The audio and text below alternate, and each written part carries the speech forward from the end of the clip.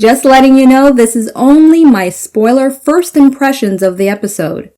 Check my pinned comment for a free gift related to this video.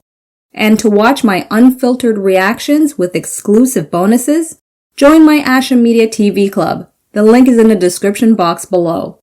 Now, here's my afterthoughts of this episode of Fringe. It's a definite decision, right? To just, no, I ain't doing it. Crisis of conscience, right? Erasing a complete human out of existence.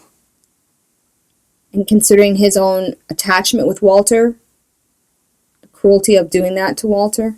Considering everything he's seen Walter go through. There's a lot of scenes to pick from.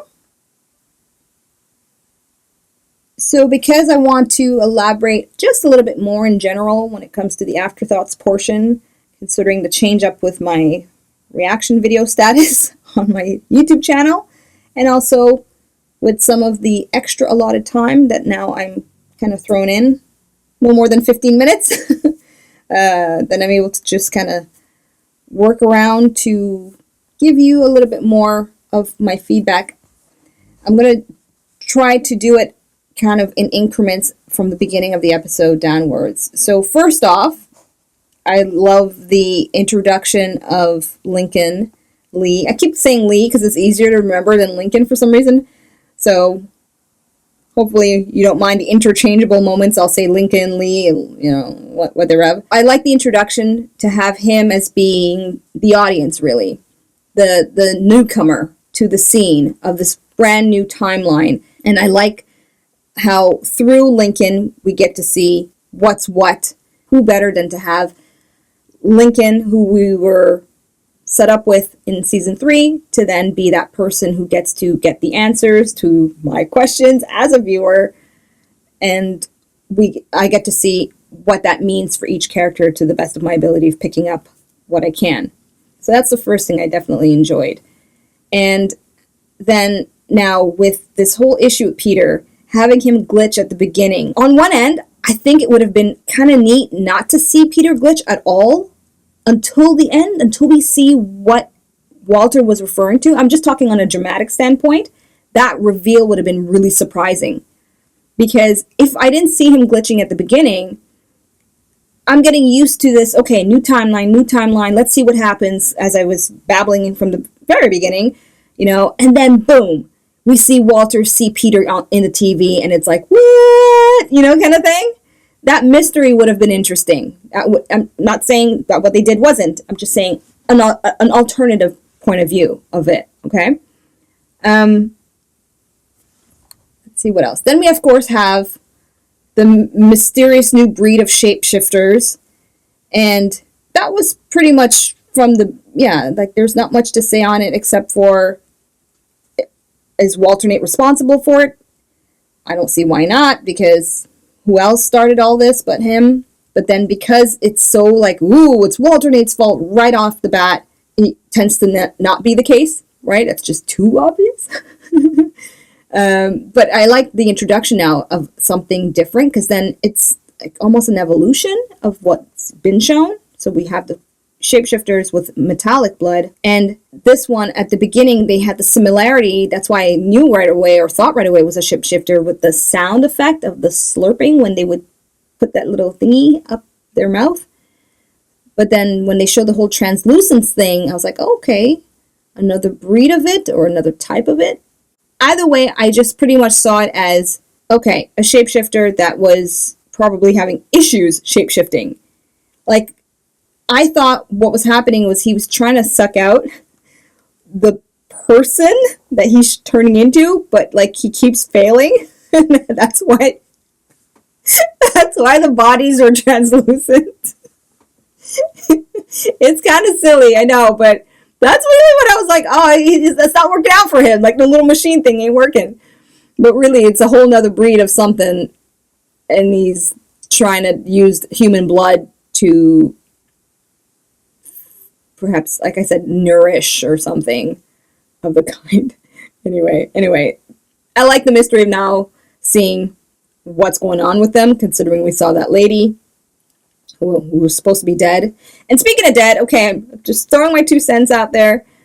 The whole thing about not telling the families, I totally get that. If anything, like Lincoln said, like it's so cruel to say they're missing, but if they can't justify giving them that body, I'd rather they lie with giving them a whole nother body, like in ashes or something. Say they had, make up whatever other nonsense, but to not give the family closure of the person actually being dead, just in general. I don't know. I'm not an expert on that stuff. You're more than welcome to break it down how none of that could be possible under the circumstances they were describing in this episode. If you are an expert, FBI protocol and all that stuff. Okay, let's move on and keep going. Next up, Walter. Yes, Walter being cooped up in his lab. He's afraid to leave. And I'm wondering, was there ever a fire that killed his assistant at any point? Because thinking back on season 1, when they brought Walter back to the lab after getting him out of St. Clair, one of the most darkest memories of the lab was that fire, and hence why he went to St. Clair. He was kind of deemed accountable for his assistant's death. So I'm wondering if none of that happened. Why is he cooped up there? Why is he staying there? Where does that fear come from to just not go anywhere? I know there's a proper term for it, just can't remember it. Okay, anyways, Walter, it's fascinating, and now that he sees Peter in the TV, I'm just wondering if now the Fringe team are going to come together. He's going to try to convince them of seeing some man. How is he going to... And then, okay, essentially I'm just thinking Walter's going to invent something. He's going to invent some kind of concoction or some kind of gadgetry, you know, because that's what he does. He's an inventor. And it'll somehow get Peter from wherever he is as an apparition into flesh and blood. In whatever Fringe way we'll show it. Y'all know, I know, Josh is going to have to show up at some point. And he has, so it's not like, you know, he's not in the show. He's just playing a different aspect of Peter. That's neither here nor there. The title. Just looking at it right now, that makes total sense. It is a form of limbo in a sense. Okay, let me just keep going. What else did I want to touch on while I'm looking here? I like the dynamic that they were continuing with Walter and Astrid, although I didn't notice if he said her name right or wrong at any point in time. So you can correct me or tell me if you want.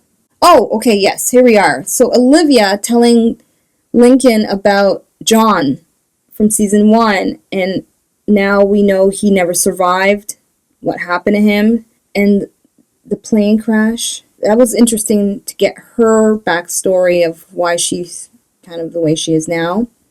So there is a hardness. That's what I was trying to figure out. Her demeanor, slightly more hardened, as a result of her relationship with Peter. We have the Olivia that we know. But without Peter, this is Olivia. This is a Olivia we would have gotten, because there are many possibilities. But in this one that they're showing, that's one. So I did enjoy that.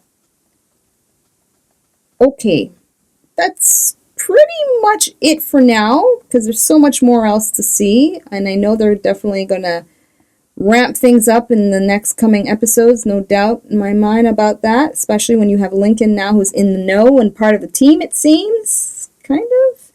Well, yeah, I mean, he's got clearance officially.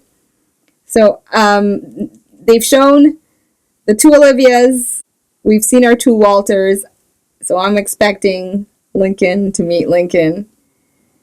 Or basically, everybody from the Red Verse to meet everybody in the Prime Verse at some point in time. I cannot see the show not doing it if you're going to have combined worlds. I think that's a given.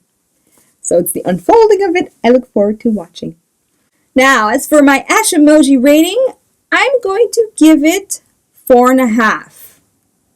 4.5. And the only reason for that is the pacing at the beginning for the first half of the show was a bit slow. I really wanted it to pick up a bit with the momentum. Yeah. I'm good with that. So there you officially have it. Those are my afterthoughts of episode 1 from the 4th season of Fringe. Share your thoughts, share your comments below. I look forward to reading them. And if you want access to my unfiltered reaction to this episode, as well as extra commentary I share exclusively with my members, details on joining my membership club is in the description box below. So until episode 2, I'm tuning out, peacing out. Goodbye. Thank you so much for watching. Be sure to subscribe and check out my other videos.